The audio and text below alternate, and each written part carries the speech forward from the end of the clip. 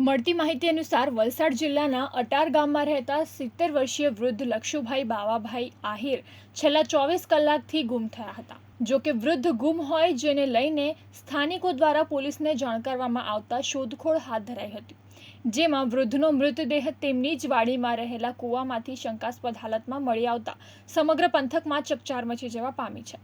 બનાવની જાણ થતાં જ રૂરલ પોલીસ કાફલો તાત્કાલિક ઘટના સ્થળે આવ્યો હતો।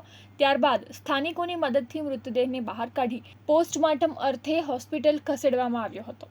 અત્રે ઉલ્લેખનીય છે કે વૃદ્ધની હત્યા કરવામાં આવી છે કે પછી વૃદ્ધે આત્મહત્યા કરી છે તે દિશામાં પોલીસે વધુ તપાસ હાથ ધરી છે। અમને જાણ થઈ કે અમારા ગામમાં લલ્લુભાઈ બાવાભાઈ આહિર તે ઘણા સમયથી અટારમાં રહેતા હતા અને ઘણા ઉંમર હતી એમની। તો એ આજરોજ અમે એમના ઘરવાળા અહીંયા જોવા આવ્યા તો એમને ઘરમાં જોવા મળતા નથી અને એ લોકોને તપાસ કરતા ચંદ્રપુર સિંહ માંગેલા ટ્રસ્ટને જાણ કરતા એ લોકોને અહીં વાડીમાં આવીને શોધખોળ કરતા આખરે કૂવામાંથી એમની લાશ જોવા મળી।